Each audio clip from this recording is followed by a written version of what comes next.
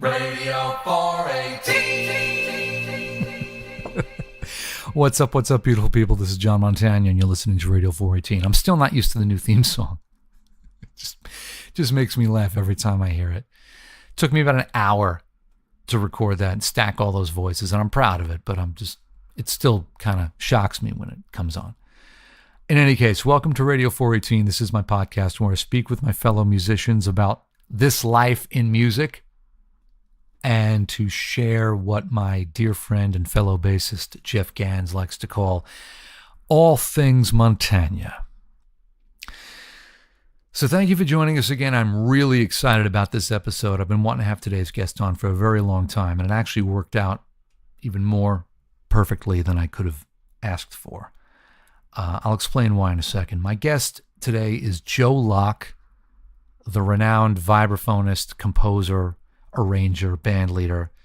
I've been a fan of Joe's ever since the first time I saw him, which was here in New York at Smalls with Brian Blade's band. I had just gotten the first Brian Blade Fellowship album, and Brian was playing at Smalls, went down to check him out, and up in the front was this vibraphone player I'd never seen before with blonde, spiky hair and this, I don't know any other way to describe it, this like rock and roll energy. And I'd never really paid very close attention to the vibes before, but I just loved everything that this guy was doing. His melodic choices, these big, thick harmonic clusters he would lay down, and most of all, his rhythmic feel. The dude was just dead in the pocket all the time, and it really grabbed my attention, and it surprised me. And I remembered his name, Joe Locke. So a few weeks later, I was in Tower Records on Broadway and 66th Street. And there he was, Joe Locke, walking around in the store. And I went up and introduced myself. We started chatting. Oh, I'm a bass player, all that kind of business. He was super cool. And we exchanged numbers, and he invited me to come check out his band. He had a residency every Thursday at Kavahas, which was a club and restaurant downtown in Soho. Now, this was a period in my life where I was trying to expand my horizons a little bit as a musician and as a person too. I think all of us from time to time reach a point where we've exhausted the possibilities of what we've been doing, and we start to investigate what else there might be for us, whether it's creatively, professionally, personally. And I've been working around town in New York as a bassist, doing a little of this, a little of that, but not really gaining a lot of traction. And I knew on some level that there were elements to my musicianship that weren't fully activated.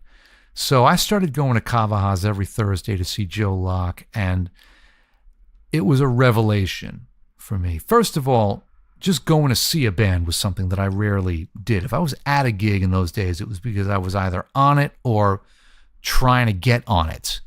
You know what I mean? I went to see Joe with no agenda other than to soak up the music and learn and be inspired. And to see what he was going to do, because the music was different every week. Some nights it was straight up jazz, straight ahead jazz. Other nights I'd be there and it'd be like an R&B vibe with electric bass and keys. Sometimes it was somewhere in between, but Joe was always at the center of whatever was happening, trying out new arrangements, workshopping stuff, reaching for things, and consistently just playing his ass off. So I would go every week just to be present and listen, which in itself involved a certain amount of growth and effort on my part. And every week it was magical, and every week I would float home. And eventually Joe started to recognize me, and he would come over to the table and say hello on the breaks, and we would chat. And one week I handed him one of my demos, and a few days later I got a very sweet voicemail message from him with some really nice things to say, some very nice compliments about my playing and my songwriting, which at that time I was 27, still trying to figure it out, right? So for a made man like that to tell me that my shit was good, that was a very big deal for me. So later on, and I tell the story in greater detail during my conversation with Joe, I brought this girl that I'd been seeing to Kavahas one week just to see if she could hang, just to see if she was, if she was cool. Not only could she hang, not only did she dig the music as much as I did, but when Joe came over to the table to say hello, she was so gracious and charming and engaged him in a conversation in such a way that it made me look good. And that girl was the former Jill Bernstein, who later became my gorgeous wife. So since then, Jill and I make it a point to see Joe in town whenever we can, and it's always a very meaningful and essential night out for us to this day. Joe Locke is a 5-time recipient of the Jazz Journalists Association's Mallet Instrumentalist of the Year Award. He's the 2013 winner of the Hot House New York Jazz Award for Best Vibes Player, and he's been inducted into the Music Hall of Fame of his hometown in Rochester, New York. He's released over 24 albums as a leader, and he's worked with a wide range of artists, including Grover Washington Jr., Kenny Barron, Cecil Taylor, Diane Reeves, and the Beastie Boys. His latest album is called Subtle Disguise, and it features Jim Riddle on piano and keyboards, Lauren Cohen on bass, Sam Sarkeesian on drums, and special appearances by Raul Midon on voice and guitar, Adam Rogers on guitar, David Binney on alto sax, and Alina Engibarian on voice. I've wanted to have Joe on the podcast for a long time, not only because I'm a fan of his music and his ability to transcend stylistic boundaries so easily and so effectively, which is something that I strive for in my music and my playing. And Joe has really served as a model for me on how to do that, but also because I'm proud to say that he's a friend to me and my beautiful wife, Jill. And that's why I wanted his episode to go live today. Today, June 4th. It's a very significant date for Jill and I. And this year, it's the 20th anniversary of our very first date. Jill came to see a band that I was playing in at the Dark Star Lounge on 72nd Street. And after the set, we were chatting, and I said, "You want to go do something?"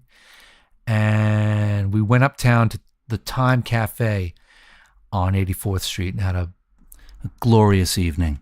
And that summer of 1999 was just a magical time for us.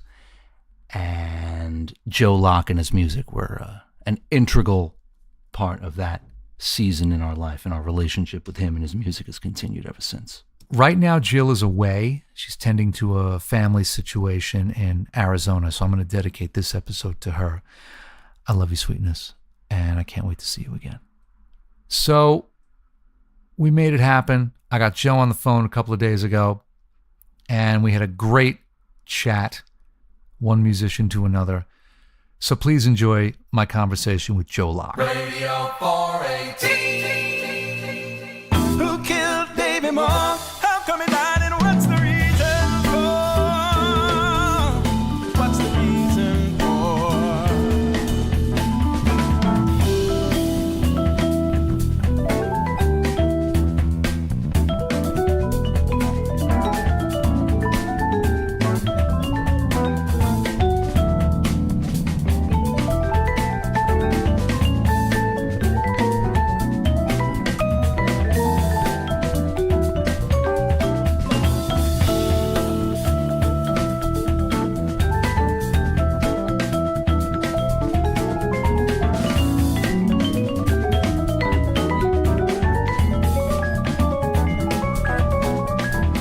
I don't think I'm camera ready right now. Oh, it's not camera. It's audio only. Oh, good.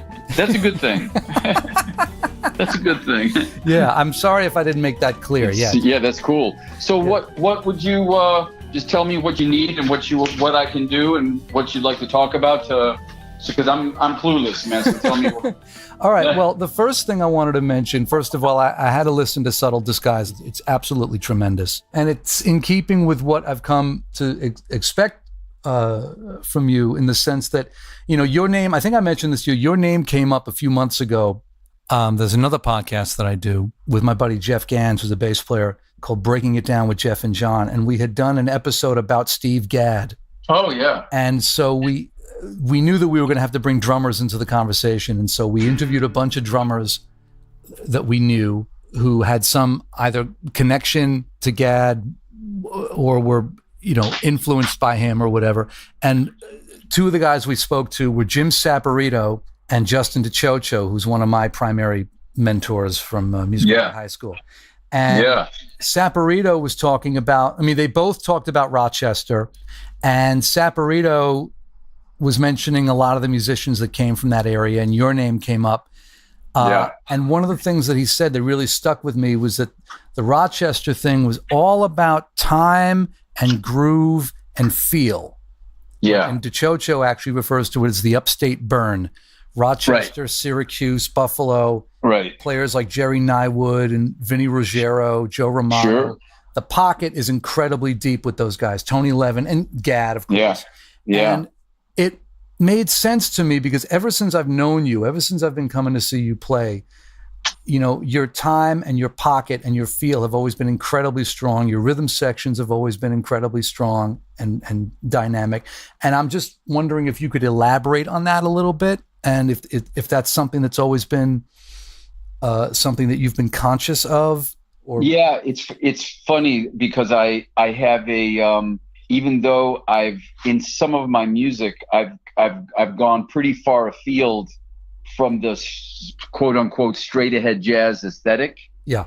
That sensibility of really playing the time or like knowing where the time is, internalizing the time and playing with a sense of like, I call it below the waistness, like playing below the waist, that sense of being rooted in the earth and playing and feeling the time in this way that's deeply rooted, definitely comes out of that upstate New York thing that I learned from people like Vinny Ruggiero and Joe Romano, and there was just an aesthetic about and I think it really comes from it's this thing about playing the groove, which I think really comes from a sensibility of playing for the people. Okay. Playing for the people, man. That's how I was raised, man, is that you're playing for folks to make them move, to make them feel what you're doing in their bodies. What you're feeling in your body, you want to transmit to their bodies. And that thing is that's a really deep upstate New York thing, man. And what accounts for that from that area? DeXoxo kind of hinted at maybe it's like a working class sort of ethic. Absolutely. It's a working class thing. It's this thing, it's really funny to me, man. When I grew up in Rochester, I thought for the first 16 years of my life, I kind of joke about it, but it's kind of not a joke. I'm Irish, but I thought I was black and Italian for the first 16 years of my life, because I was playing music, from the time I started playing jazz. All the people I played with were Italian or African American. Right. And my mother pulled me aside one day and she said, Joe, you're not black or Italian. You're actually Irish German. And I went, oh, really? Okay. But there's something. I think there's definitely a thing about it that comes from like a working class thing, and there's also a thing that, for me anyway, it's funny. There's a soulful aspect of the. There was a real soulful aspect of the black community in Rochester when I was growing up, and playing in black clubs. But there was also a really soulful Italian atmosphere in Rochester. And it's funny, as somebody who was outside of both of those cultures and yet kind of deeply ensconced in both at the same time. Right. I found it really interesting that there are a lot of Italians in upstate New York who were racist, who were kind of anti-black, who were racist against black people. And yet in some way, from where I was seeing it, I was seeing a similarity between the cultures. This really, especially like there are a lot of Southern Italians in Rochester, at least at the time. And it was a really kind of soulful, like working class kind of people who come from a place of struggle. Right. And, Italians had their own soul food. Italians had their own deeply soulful sense of music. That's right. So yeah, it was a really interesting thing. It's funny that you bring that up, John, because it really makes me think about my own past. And, I always saw a connection between the Italian and black communities in Rochester, even though they were separate. Even though culturally they were cult. I mean, that was the vibe in Brooklyn too. I mean, culturally they were miles apart, but geographically they were right on top of each other, and there were so many similarities. Yeah, and I was playing with bands that were complete, all Italian bebop musicians, and at the same time I was playing with bands that were all black musicians, older black musicians who were educating me, older Italian musicians who were educating me. Right. And it's funny, I was sort of the one that was going between the two worlds, and so maybe some of it came from that. But that's an interesting subject, man. Well, it was fascinating to me when Saporito dropped your name. I was like, oh, that makes perfect sense. Because first time I saw you play was with Brian Blade's band at Smalls. And I had his record, the Fellowship record, and I loved it. And I had that record. I went to see the band, and there you were in the front adding this whole other dimension to it. I was like, who's that guy?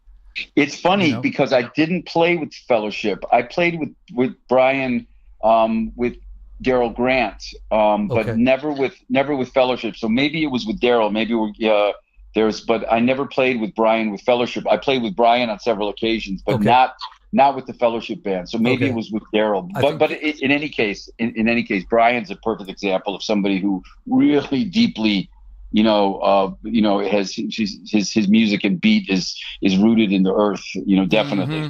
Yeah, I got a chance to see him with Joni Mitchell at the Day in the Garden Festival, and it was something else. Oh, you didn't see him playing duo with Joni, did you? No, it was I think Larry Klein was playing bass, and I believe Mark Isham was in the band as well. Right. That was the thing they did.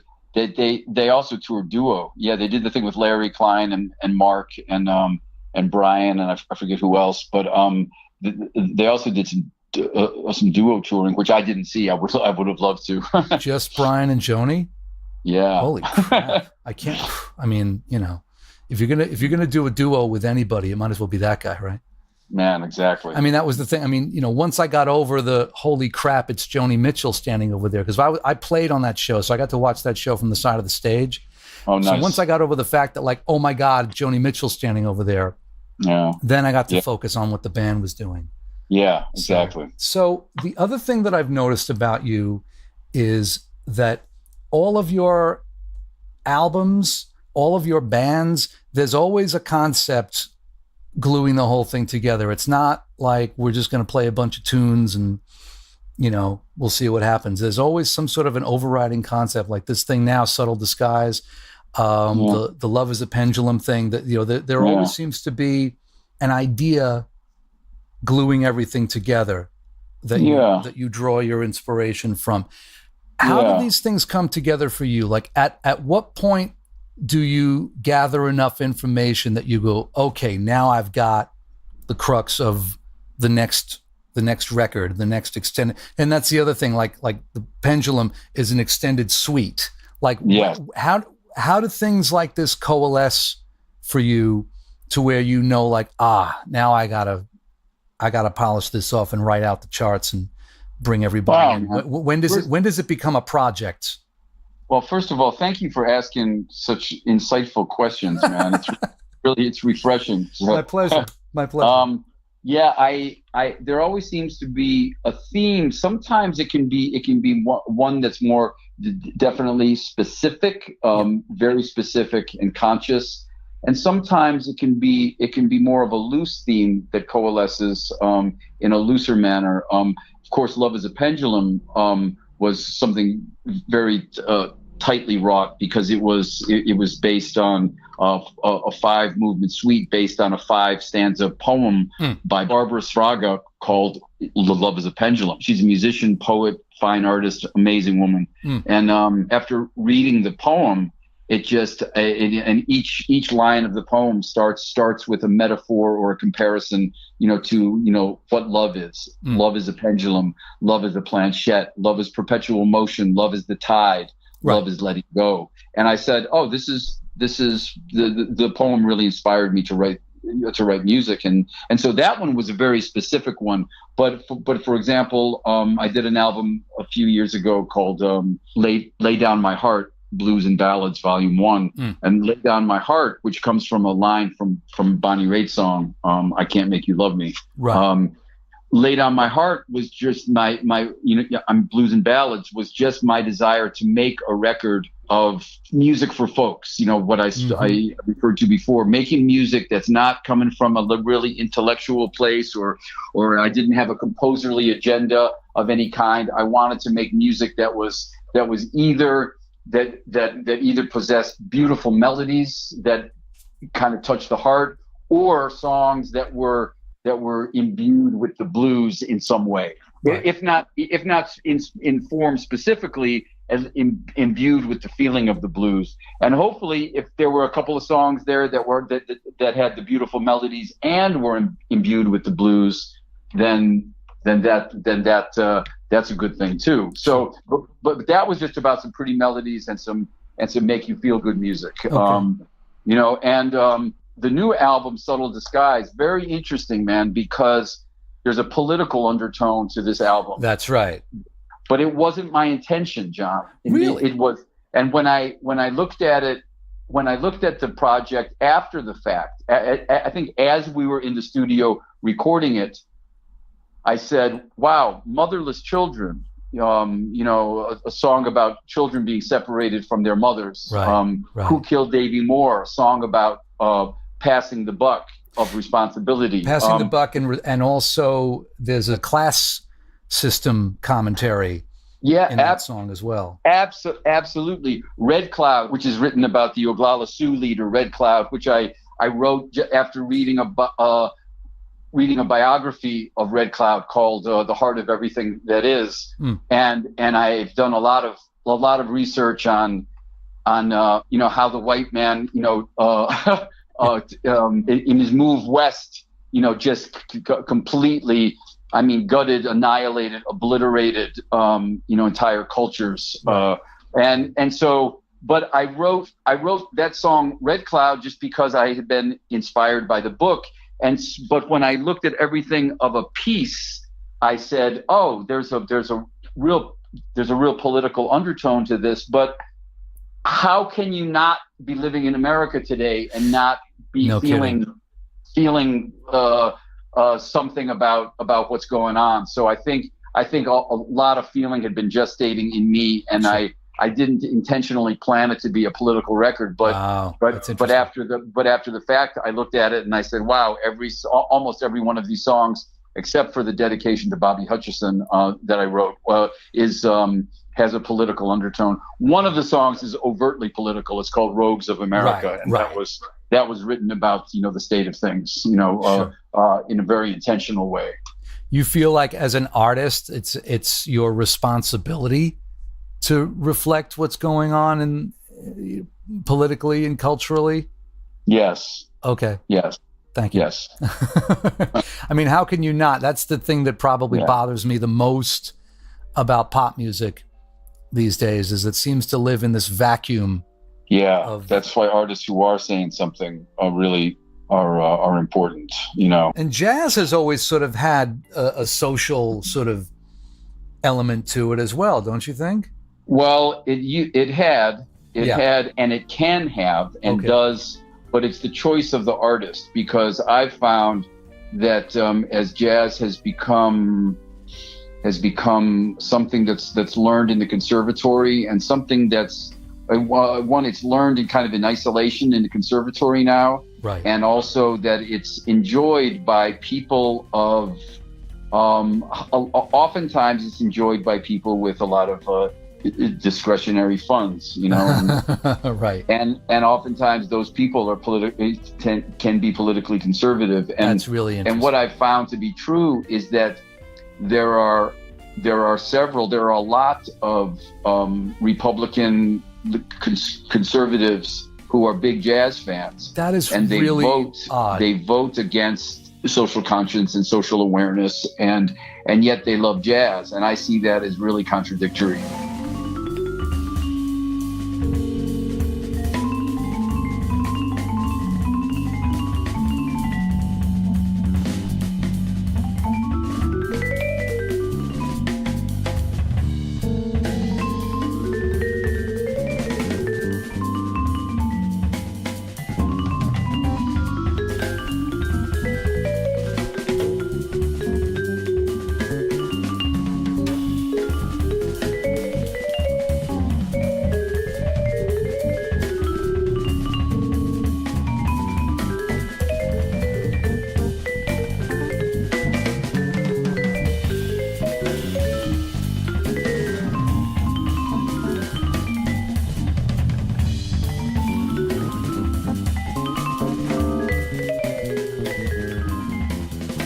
Okay, so there's a quote here in the liner notes to Subtle Disguise from you. It says, quote, "For me, this album is the fruition of a long journey of self-discovery as an artist, Yes. where I no longer see the different aspects of my musical personality as separate or at odds with one another. I have discovered my own lingua franca, connecting the seemingly disparate styles that I enjoy playing." So creating a new language from all these other different languages, I feel like that's something that I've always seen you do, even from when I used to go see you at Kavahaz all those times.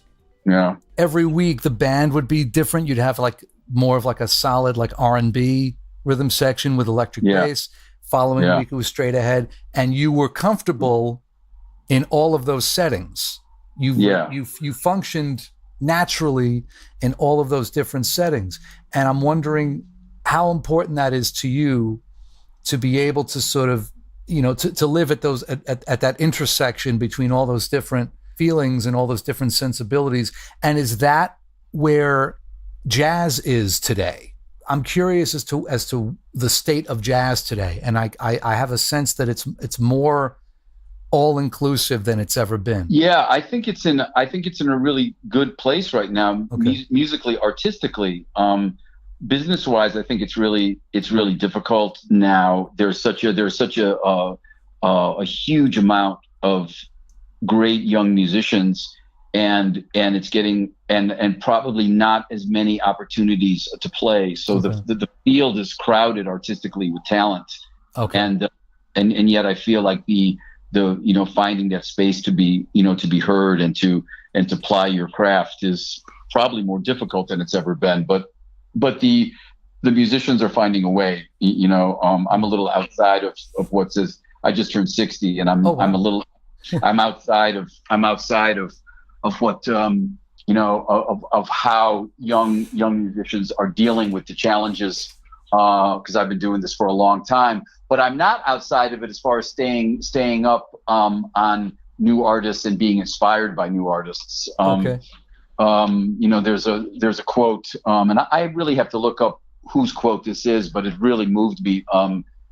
Someone, I don't know if it was Albert Einstein or Bartok or Stravinsky or who, but he said, the older I become, the younger are my teachers. And I feel very much that way, as I'm getting a lot of inspiration from young musicians, and as I continue to get inspired by those who came before me. But I have to say, John, that I feel, I was listening the other day to Herbie Hancock's album Possibilities, because Subtle Disguise, as you know, features Raoul Midon, the great singer-songwriter, who sings on Who Killed Davy Moore and Motherless Children. And he sings on Herbie's Possibilities album. Right. And so I pulled out Possibilities, and I'm listening to it. And I'm listening to the volume that came after Possibilities. Possibilities won the Grammy Award for Herbie. And after Possibilities, which he did with Christina Aguilera and Raul and Annie Lennox and Paul Simon and these people. And then on the following album, Imagine, that he did with Derek Trucks and Susan Tedeschi and John Mayer and all these different people. And it's funny, you can look at those albums on one level and possibly think, wow, Herbie is trying to capitalize on celebrity. So he's bringing in these rock people to have on his album because it'll make a lot of money for him and get him a Grammy Award. But if you listen to the music, man, that music is coming from a very sincere place and coming from this sensibility of genres are something to be knocked down. There's genre labels are something to be knocked down. Right. And when you hear, for example, man, if you get a chance, if you haven't already heard it, you probably have, but if you get a chance to listen to Imagine, the John Lennon track, I have a feeling you may know a little about that track. Right. That it features Pink and Seal on vocals, and Lionel Loueke, the great African guitarist. And it's just an amazing, amazing track. And it's jazz, it's rock, it's the blues, it's world music, all wrapped up, together, and it all works. So I think that, the best stuff that's happening in quote unquote jazz now, I think really are people who really have a deep sense of the tradition and history of jazz, but are not shackled by it, are not imprisoned by what they think jazz has to be, so they have to color within those lines. Sure. Because we don't need to color within those lines anymore, you know. Mm-hmm. Well, where's it gotten us? I mean, dividing things into categories and create, you know, sort of drawing these battle lines between, like, I'm playing jazz, that guy's selling out and doing this. Where has that gotten us all these years? It hasn't achieved anything. Yeah. It just made it, you know, I feel like my vibe now with musicians in general is like the deck is so stacked against all of us already that, like, why are we not supporting each other? I mean, that's one of the reasons why I'm doing this podcast again, is because I feel like the community's got to get more together now than ever. Yeah. You know? Yeah, absolutely. So one of your friends is doing a thing that's got like some pop people on it. It's like, well, great, you know, good for him. I hope it's huge. I mean, I got to say, I haven't followed Herbie that much recently, but I've got the Gershwin album that he did a few years ago, and I mean, my God, the version of St. Louis Blues on there that's got Stevie Wonder on it. Yes, it's just, you know, and it's the entire spectrum of Gershwin's world. Thank you. That's what I was trying to remember. That's right, Gershwin's world, right? You know, right. You know, Stevie's on it, and they're doing this like W.C. Handy composition, but then there's the orchestral component. It's like the full spectrum of American music, and it's delivered like with such style and such grace. And also Herbie's one of those guys that, like, I don't care what anyone says, when he talks, you listen, you know, you pay attention when that guy does anything. Yeah, man. And Herbie from John, I have a feeling I could talk to you for days, not just hours on these subjects. Yeah. It's Herbie, you know, is somebody who, you know, when he in this 1970s, he had the M1Dishi band, you know, and that was really far out, man. He was delving into electronics, you know, with Patrick Gleason programming for him, and he had the band that was really going into some deeply improvisational yet electronic territory. Right. And he said he really wanted to put something together. At a certain point, he said, man, I really want to connect. He talks about in his autobiography, he talks about playing a double bill with the Pointer Sisters. Oh my God. And the Pointer Sisters were opening for the M1Dishi band, and they killed. And he said, they're doing something we can't do. They're connecting with people. They're connecting with the audience. He said they did a half an hour set in San Francisco opening for M1Dishi. They did a half an hour set, and when they came off their half-hour set, people were screaming for more. Right. And Herbie said, what am I not doing that they're doing? Right. That's so beautiful and connective. Right. And he put together the Headhunters band. Right. And when you hear Headhunters, that first album with Chameleon and stuff, sure, man, there's a very, very beautiful kind of funk, something coming from an R&B funk aesthetic that's really below the waist, yet still has all these beautiful aspects of jazz. Right.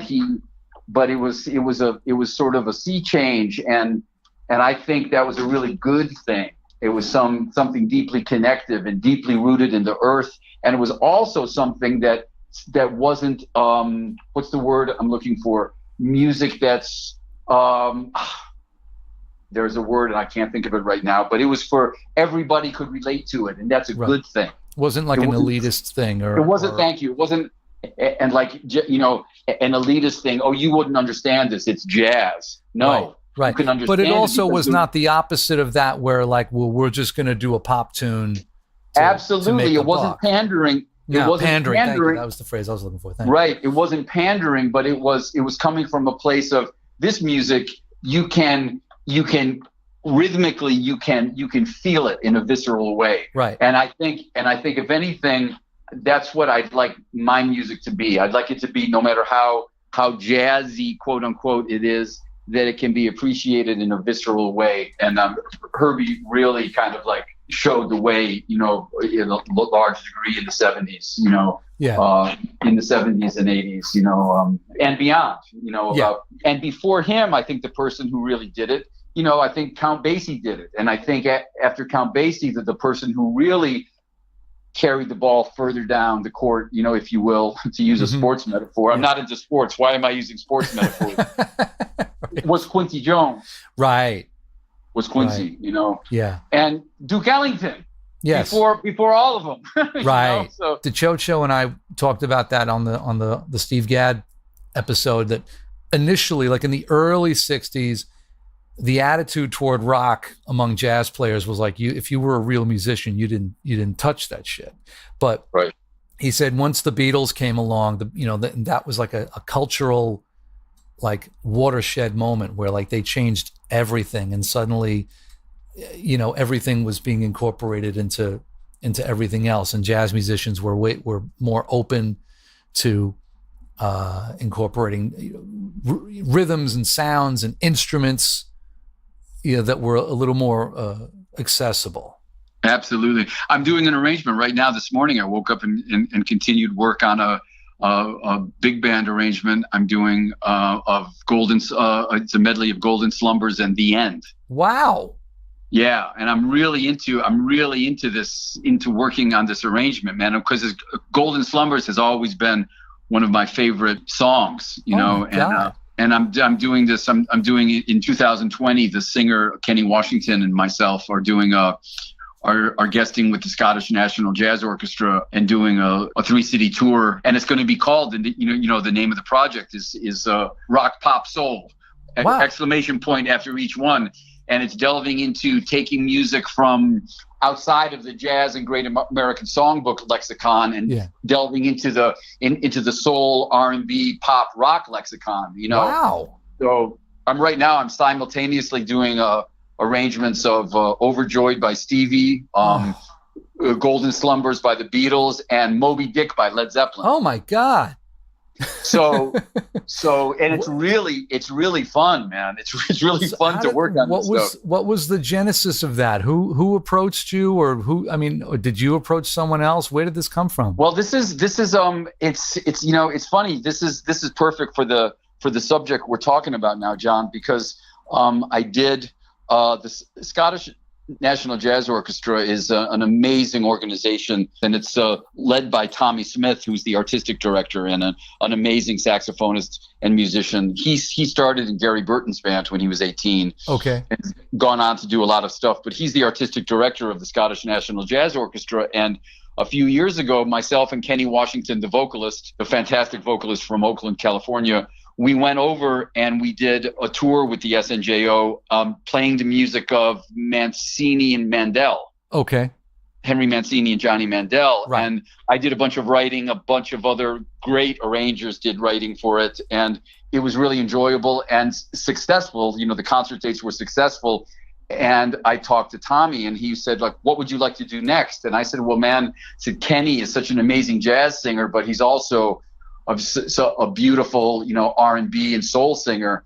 Why don't we delve into the repertoire of rock, soul, and pop music? Because there's a lot of wonderful source material to dig into. And that's what Kenny and I used to do in my band. We had a residency at Jazz at Lincoln Center that lasted for 9 years, I think. And we would do jazz stuff. We do like some of my original music, and then we do Joni Mitchell, Neil Young, the Isley Brothers. Oh, I remember coming to see you at Cavaha's one week, and you were playing "Everybody Wants to Rule the World" by Tears for Fears. Oh my God, you remember that? Oh, sure, right, of course. So the difficulty with putting these dates together for Scotland, 2020, is what songs not to do, because there are so many. Yeah, I was just looking at Donald Fagen's tune "Josie," from the Asia album. Sure. And that's such a killing song. So and it's the blues. It's really it's a minor blues, really, for all intents and purposes. That's right. So when you start breaking their stuff down, I mean, as a bass player, I feel like I have like it's like a shortcut for me to look at the foundation and go, oh, not to oversimplify, but it's nice to be able to comprehend something that seems complicated initially, but then you're able to take it in.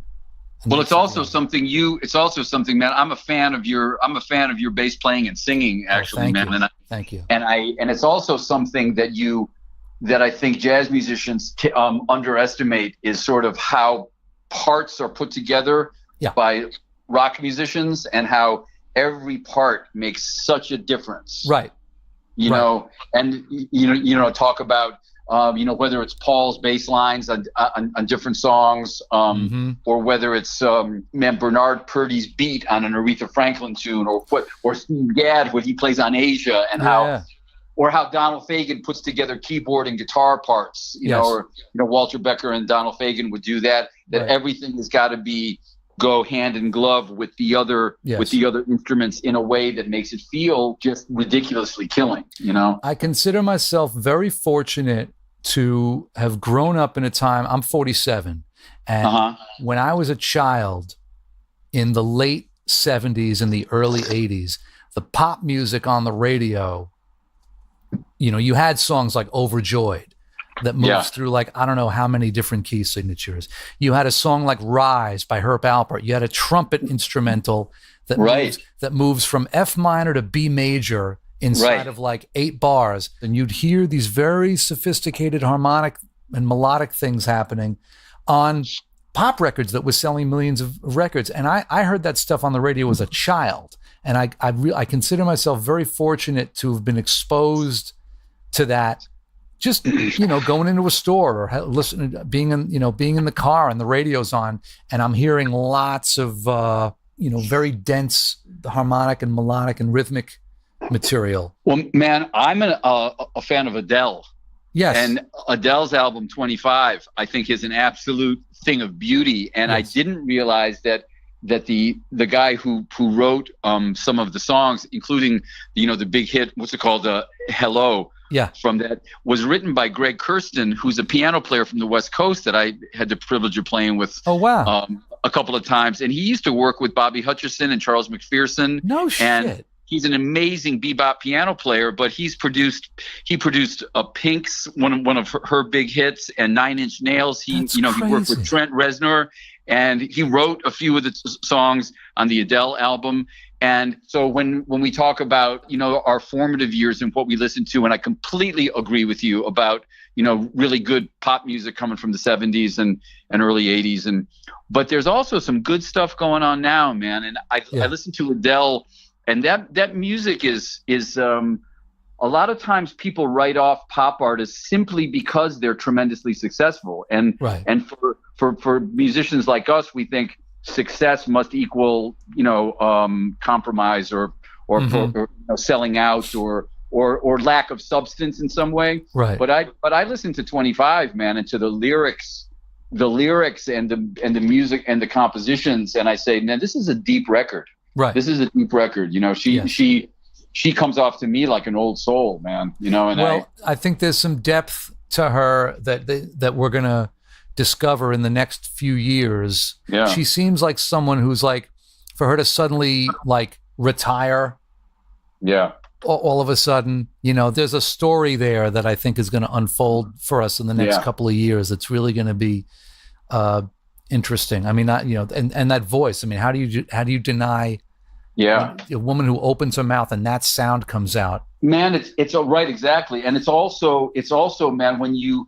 I'll go back to the Herbie records, I think of vocalists like Cyndi Lauper, Girls Just Want to Have Fun, bubblegum pop music. Yeah. What an amazing musician. What an amazing singer she is. That's right. And when you listen to like Seal and Pink sing Imagine with Herbie, both Seal and Pink, man, Pink is bad, man. Yeah. I mean, it's like, and so was Seal, man. Amazing singers. And I'm a tremendous Seal fan. Yeah, man. That second album to this day. I listened to that album a lot in the period when I was moving back to New York after graduating from Berkeley. And at one point, he wrote this thing in the liner notes about how he doesn't print the lyrics out because he wants you to just hear them and respond to them. And at one point, I used to play it in the car all the time. And I'm like driving back to New York, and I'm thinking like, because I grew up there, but I'm a little nervous about going back to my hometown. And at one point, there's a song called "People Asking Why," and he sings the line, "How do I get to where I come from?" Ooh! And I had to like pull over. I was like, "Whoa!" Well, he was talking to you. He was talking directly to me, and you know, so to this day, I'm like never not in the mood for that record. Yeah. You know, There are some albums, man, that really resonate with us on a very personal level, aren't there, man? You know, what was some of the records for you, like early on, like during your formative years? Like what was the stuff that was going through your head that made the skip from like, you know, oh, this is cool to like, this is what I want to do? Oh, well, you know, it's really funny. You know, an album that wasn't such like a formative album, but an album that to me is one of the big albums of my life is Peter Gabriel's album So. Okay. Because I think it's very, very, I think it's like musically very deep and lyrically very deep, you know, too, at the same time. Yeah. But going back to formative, to formative years, there were two, and this is again going to my seemingly schizophrenic kind of aesthetic, but really not schizophrenic. There were two albums. One was Jackie McLean, Let Freedom Ring, okay, on Blue Note, and the other one was The Band, the eponymously labeled. I think it was their first album. You know, wow. Robbie Robertson and Robbie Robertson, Levon Helm. You know, the night they drove Old Dixie down and up on Cripple Creek and King Harvest Will Surely Come and all that stuff. And when seemingly those are completely schizoid. You know, Jackie McLean, Let Freedom Ring, and The Band. Right. You know, the up on Cripple Creek. You know what is but the thing about it, the thing that they both have in common is they're raw, kind of raw albums. They were recorded in one room live. You know, there's a rawness about both of those albums, and to me, it's musicians playing acoustic instruments. And there's a great honesty to both of those albums, right? And it's coming from there's a realness and there's a humanity to both of those albums. Right. It makes perfect sense that I would have gravitated to both of those, even though one of them is coming from the roots rock Americana kind of place, and the other's coming from a New York City jazz bebop place. Sure. But they both resonated with me in a deep way, and I think maybe that was the beginning of this kind of both worlds kind of thing that I've had my whole life. Right. Probably came from the love of both of those two albums. That's really interesting. You picked up on the humanity of both of them. Yeah, they weren't disparate to me. Like they weren't separate from one another, but they were sort of the same. They had the same sort of humanity to them. Interesting. You know? So what is the next move? Now, Subtle Disguise is out. It's doing well. What's next on the horizon besides the rock pop soul thing? Are you continuing touring behind that? Oh man, no, I'm just writing. I'm doing Subtle Disguise dates.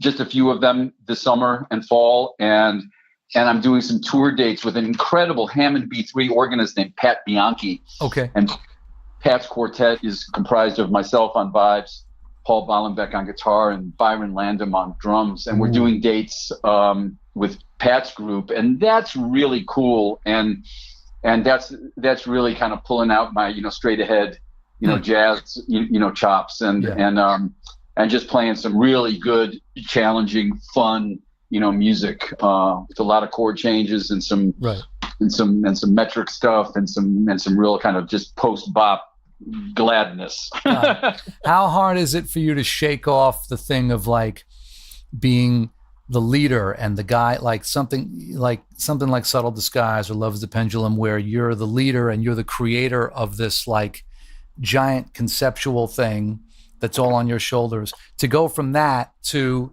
being a quote unquote side man again? How difficult is it for you to switch gears? Ben, again, what a great question, man.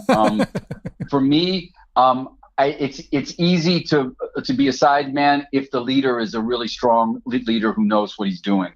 Yeah. It's hard for me to weak. That was a Freudian slip. It's hard for me to work for a weak leader, or a leader who's kind of doesn't really know what they want, or a leader who doesn't have a strong concept, or we're playing music that just isn't strong music. It's hard for me to play as a sideman with a leader who doesn't themselves know how to connect with an audience. I see.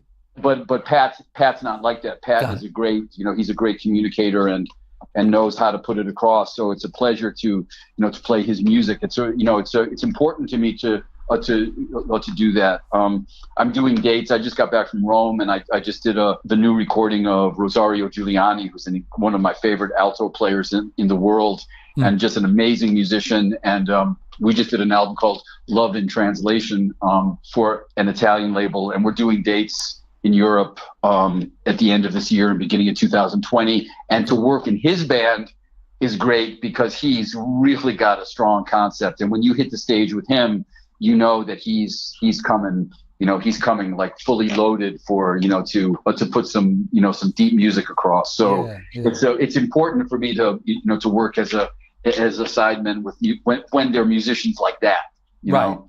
Right. But my favorite thing, of course, is to play my own music, because that's the best way I know. The best way I can connect with an audience is to play my own music and tell the stories of where the songs came from. Because, I'd like to conversate with the people too, and talk about where the songs came from and bring the audience into the songs in that way too. But in any case, man, I'm looking forward to what's to come.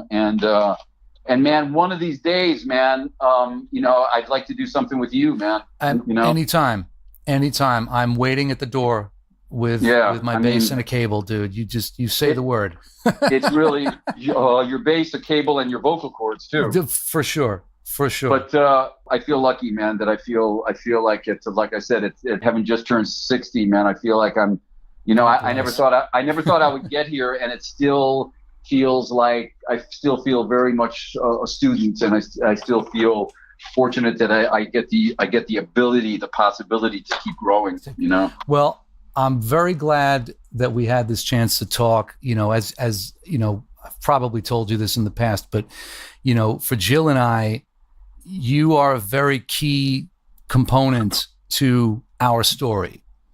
Yeah, I don't know if I understand that, man. That's wonderful. Yeah, I don't know if I ever told you this, but I used to come to Cavahaz every Thursday night to check you out, and then I was in a previous domestic situation that ended, and when I started dating again, you were the litmus test. Like, if she can hang with this, then we're cool. And by this time, I think you had recognized me enough times that you would come over to the table and say hello. And I brought this one girl down. Wasn't into it. Didn't seem to register with her. Right. She wasn't hip. So she went away very quickly. And then Jill and I hooked up, and I brought her down, and she got it right away. She comes from a family of musicians. She's a beautiful singer herself, and she knows what's up. She had some very astute observations about the music, and she said some things about your playing that she really liked, that showed me that she knew what she was talking about.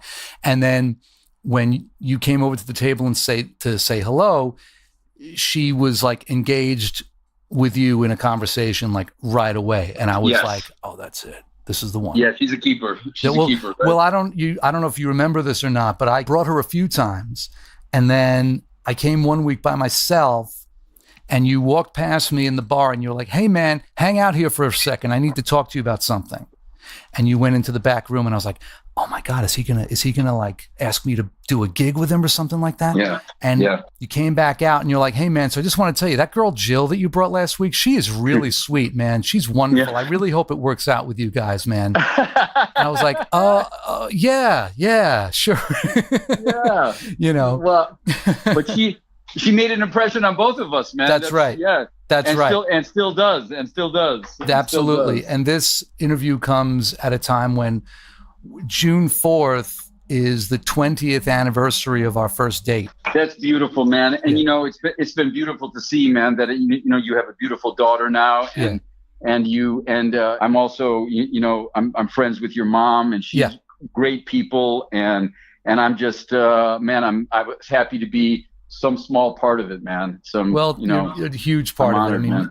The music and the night out, that's like a real important thing to us. Super sweet. And man, happy anniversary of your first date, man. Thank you very Beautiful, much. John. Beautiful, man. Well, I really appreciate you taking the time today to thank you for the lovely conversation, man. You got it. Anytime. Take care. Okay, bro. Bye. Radio 418.